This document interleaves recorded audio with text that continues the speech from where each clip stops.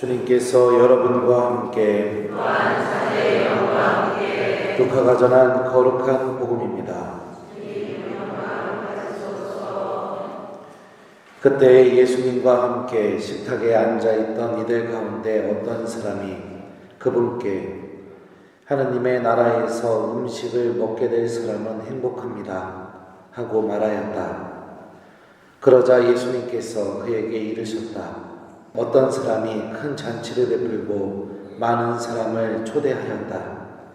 그리고 잔치 시간이 되자 종을 보내어 초대받은 이들에게 이제 준비가 되었으니 오십시오 하고 전하게 하였다. 그런데 그들은 모두 하나같이 양해를 구하기 시작하였다. 첫째 사람은 내가 밭을 샀는데 나가서 그것을 보아야 하오. 부디 양해해 주시오 하고 그에게 말하였다. 다른 사람은 내가 겨릿소 5쌍을 샀는데 그것들을 부려보려고 가는 길이요 부디 양해해 주시오 하였다. 또 다른 사람은 나는 방금 장가를 들었소. 그러니 갈 수가 없다오 하였다. 종이 돌아와 주인에게 그대로 알렸다. 그러자 집주인이 노하여 종에게 일렀다. 어서 고을의 한 길과 골목으로 나가 가난한 이들과 장애인들과 눈먼 이들과 다리 저는 이들을 이리로 데려오너라. 얼마 뒤에 종이 주인님 분부하신 대로 하였습니다만 아직도 자리가 남아 있습니다 하자 주인이 다시 종에게 일렀다. 큰 길과 울타리 쪽으로 나가 어떻게 해서라도 사람들을 들어오게 하여 내 집이 가득 차게 하여라. 내가 너희에게 말한다. 처음에 초대받았던 그 사람들 가운데서는 아무도 내 잔치 음식을 맛보지 못할 것이다. 주님의 말씀입니다. 오소서 성령님, 어떻게 해서라도 사람들이 들어오게 하여 내 집이 가득 차게 하여라. 안녕하세요. 오늘 복음 말씀은 하느님 나라에 대한 비유입니다. 하느님의 나라가 어떻게 우리에게 다가오고 또 하느님 나라에 들어갈 사람들은 어떤 사람들인가에 대해서 알려주고 있습니다. 신명기 20장 5절부터 7절을 살펴보면 하느님과 함께 전쟁에 싸우러 나가지 않아도 되는 합당한 이유들이 열거가 되어 있습니다. 첫 번째 이유는 새 집을 짓고 나서 그 집을 아직 봉헌하지 못한 경우, 두 번째는 포도밭을 가꾸어 놓고서 아직 그 열매를 맛보지 못한 경우, 세 번째는 결혼을 하고 나서 그 결혼에 대한 혼인을 완성하지 못한 경우. 이 세 가지 이유는 하느님이 친히 다른 민족들을 치러 나가시는 그 거룩한 전쟁에 이스라엘 사람들이 참여하지 않아도 되는 합당한 이유였습니다.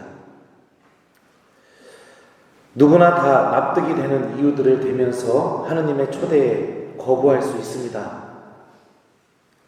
오늘 비유에 나오는 사람, 밭을 산 사람은 그 밭을 샀으니까 그 밭 좀 보러 가는 거, 겨릿소를 산 사람도 그 겨릿소를 부려보고 싶으니까, 그리고 결혼한 사람은 신명기 20장의 말씀처럼 누구나 다 납득이 되고 정당한 이유이고 그 초대에 응하지 않아도 전혀 문제가 되지 않는 그런 이유를 갖고 있는 사람이었습니다. 그러기에 결혼한 사람만 복음에서 유일하게 양해를 구한다는 말을 하지 않습니다. 정당한 이유를 갖고 있다고 생각했으니까요. 그런데 한번 오늘 복음 말씀을 잘 생각해 봤으면 좋겠습니다. 어떤 사람이 큰 잔치를 베풀고 많은 사람을 초대하였다. 여기서 큰 잔치라고 번역되었지만 그리스말 원뜻을 보면 저녁 식사, 저녁 만찬이라는 단어입니다. 그러니까 이 잔치가 점심때 벌어진 것도 아니고 저녁 때 벌어졌다는 것을 의미합니다. 하루의 일과가 끝날 때쯤이었죠. 밭을 산 사람, 밭을 샀다라는 단어도 이미 문법적으로 과거형입니다. 어떤 물건을 살 때 보지도 않고 사는 사람은 없습니다. 그 사람은 이미 그 밭을 다 보았고 그 밭에 대한 고민도 이미 다 끝냈고 그 밭이 내 마음에 드는 것임을 완전히 확정한 상태였습니다. 그리고 저녁에 가로등도 없는데 그 밭을 보러 나가는 사람은 정상적이지 않은 이상은 없겠죠. 결의소를 산 사람, 결의소를 사다, 이것도 이미 과거형으로 쓰였습니다. 그 사람도 그 결의소가 얼마나 힘이 센지, 얼마나 튼튼한지 이미 다 검증하였고 비교하였고 충분히 내 마음에 드는 결의소를 샀습니다. 물건을 사기 전에 시험해보지 않고 사는 사람은 없습니다. 두 사람은 이미 저녁 만찬에 대한 초대에 대해서 합당한 이유를 대고 있지 못합니다. 그리고 결혼을 한 사람, 누구나 다 납득이 되는 이유를 대고 있습니다. 그때 당시의 문화에서 이 이유는 그 어떤 초대에도 응하지 않아도 되는 이유다. 합리적인 이유이다. 누구나 다 납득할 수 있는 이유이다. 라고 이렇게 이야기합니다. 하지만 오늘 비유는 우리에게 주고 있는 메시지가 그냥 잔치가 아닙니다. 하느님 나라의 초대를 비유하고 있는 잔치입니다. 끊임없이 하느님 안에서 어떻게 됐든지 간에 핑계를 대고 이유를 대고 또 누군가가 모두가 다 납득하는 그런 이유가 있기 때문에 그분의 초대에 응하지 않아도 된다는 그런 논리는 결코 우리들을 하느님 나라로 인도하지 못한다는 것을 이야기합니다. 하느님께서는 오늘 복음을 보면 얼마나 당신의 나라에 모든 사람들이 들어오기를 바라는지 당신의 마음도 함께 보여줍니다.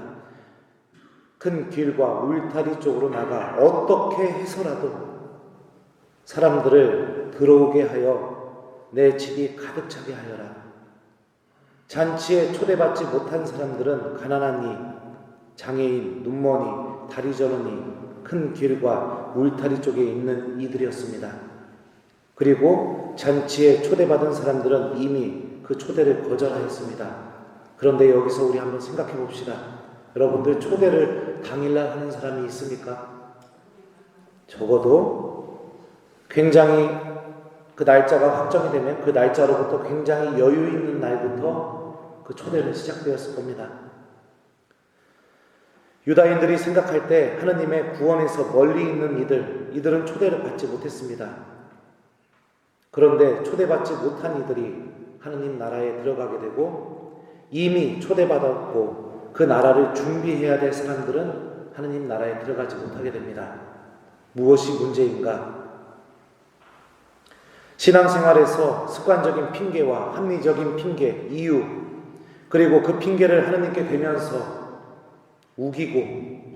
우기면서 내 스스로 정당하다고 그 마음을 굳혀버리고 그렇게 살아가는 삶이 정작 하느님이 마지막에 초대하는 그 나라도 거절하게 만든다는 것을 우리에게 알려줍니다. 내가 평상시에 살아가는 그 신앙생활의 모습 자체가 하느님 나라와 나와의 관계를 결정짓는다는 것을 의미합니다. 하느님 없이 살아가고 있는 그 삶의 방식, 합리적인 이유를 대면서 이날만큼은 미사에 나오지 않아도 된다고 생각하는 그런 사고방식,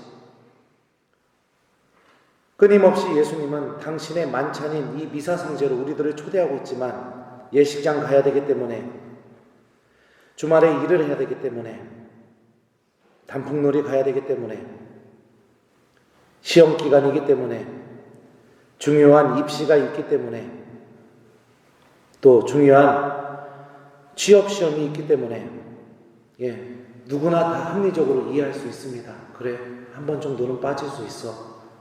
하지만 나의 신앙생활이 끊임없이 무엇 때문에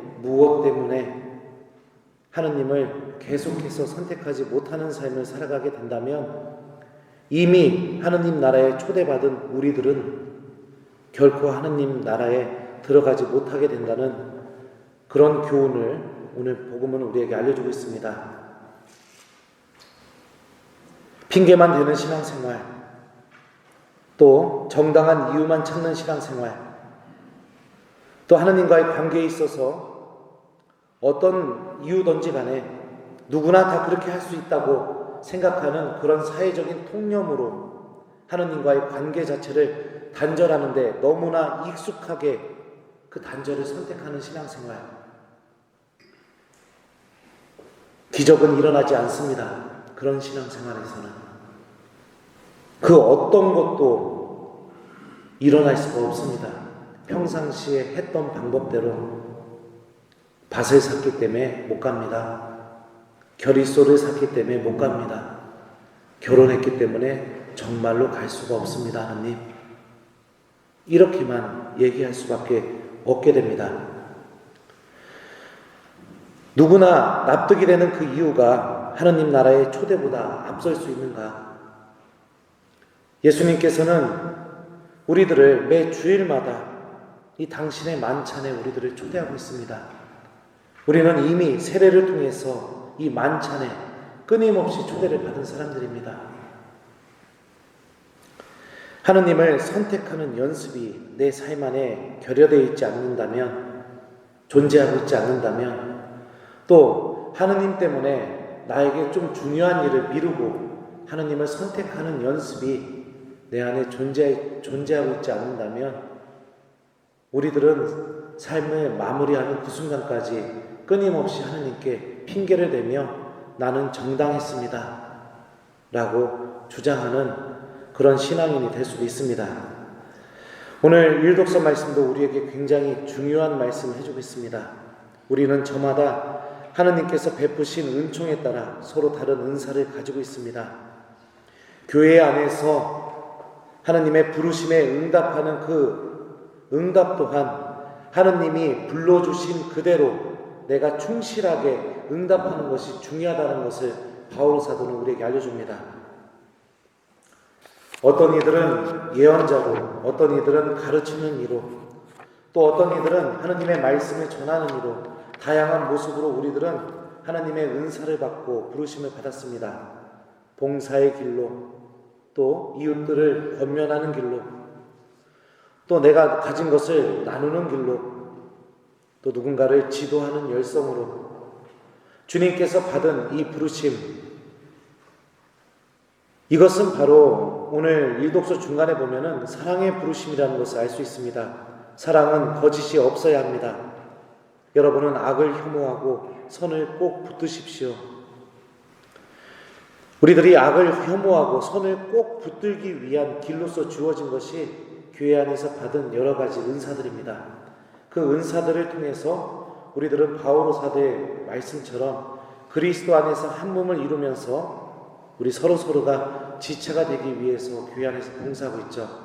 하지만 그 은사를 받았음에도 불구하고 누구나 다 납득할 수 있는 정당한 핑계를 대면서 하느님께서 불러주신 그 부르심에 맞게 응답하지 못하는 삶, 나의 은사가 하나님으로부터 주어졌다면 그 은사를 잘 활용하지 못하고 다른 사람이 받은 은사만 비교하면서 하나님의 부르심에 응답하지 못하는 삶, 이런 삶들은 우리가 하나님 안에서 살아가는 그 삶 안에서 우리들의 사랑이 자꾸만 거짓입니다. 하나님, 저는 당신을 사랑하지 않습니다 라고 고백하는 그런 몸부림처럼 보일 뿐입니다. 어떤 은사를 받았든지 간에 교회 공동체가 일치하기 위해서 그 은사가 쓰여야 됩니다. 아무리 정당한 이유가 있다 하더라도 교회 공동체에 일치하는데 결여되어 있다면 그 은사를 잘못 쓰고 있는 거죠. 사랑은 여러분들도 해봐서 잘 아실 겁니다. 사랑하는 대상이 나를 찾을 때 그 나를 찾는 그 대상의 그 부름이 그 어떤 것보다도 중요하다는 것을 여러분들은 이미 삶의 경험을 통해서 알고 있습니다. 정말로 사랑하는 사람이 나를 찾고, 정말로 사랑하는 사람이 나를 보고 싶어하고, 정말로 사랑하는 사람이 내 목소리를 듣고 싶어하고, 정말로 사랑하는 사람이 나와 함께 있기를 간절히 바란다면 그 어떤 것도 그 사람에게 달려가는데 핑계가 되지 못하고, 그 어떤 것도 그 사람에게 달려가는데 방해물이 되지 못한다는 거 이미 여러분들은 사랑을 통해서 알고 있습니다. 저는 아직 안 해봐서 모르겠습니다. 하느님에 대한 우리들의 사랑 또한 그랬으면 좋겠습니다. 끊임없이 핑계대고 합리적인 이유를 대고 정당한 목소리를 주장하면서 하느님을 잃어버리고 하느님의 부르심에 거절하고 또한 교회 안에서도 주님께서 불러주시는 그 은사의 길에서 충실하면서 우리 공동체가 하나가 되기 위해서 노력하기보다 정당한 이유들을 대면서 또 비교하면서 하느님께서 나에게 주신 그 은총의 길을 내가 걸어가지 않으려고 하는 그런 모습들 모두가 다 하느님으로부터 멀어지는 선택들 뿐입니다. 숙제 주겠습니다. 오늘 말씀은 우리가 하느님의 목소리에 귀를 기울이고 핑계, 우기기, 우긴 다음에 굳히기, 그 다음에 나는 정당하다고 스스로 당당하게 그렇게 말하는 그런 삶, 그런 것들이 자칫 잘못하면 하느님을 잃어버리게 할 수 있다고 우리에게 경고하고 있습니다. 하느님과의 만남, 나는 어떻게 대하고 있는지, 또 나는 교회 안에서 주님께서 나에게 주신 일들, 무엇을 위해서 일하고 있는지, 교회 공동체의 일치와 예수님과의 일치, 모든 이웃들이 하느님 안에서 하나가 되기 위해서 하고 있는지, 아니면 그 일 자체에만 매달려서, 아니면 그 일도 하지 않으면서 다른 사람들과 비교하면서 하나님을 잃어버리고 있는지 오늘 말씀 통해서 한번 생각해 봤으면 좋겠습니다. 오늘 숙제는 우리 잠자기 전에 하나님 생각 한번 합시다. 네, 우리를 초대해 주시고 끝까지 어떻게 해서더라도 사람들을 가득 채우라고 하느님 나라에 불러주시고자 하는 이 하느님의 마음을 좀 한 번만 생각하면서 우리 마음속으로 오늘 하루 마무리하면서 기도 한번 하면서 오늘 하루를 마쳤으면 좋겠습니다. 주님, 저도 당신을 용기 있게 선택할 수 있도록 도와주십시오. 이렇게 기도해 봤으면 좋겠습니다. 어떻게 해서라도 사람들이 들어오게 하여 내 집이 가득 차게 하여라. 아멘.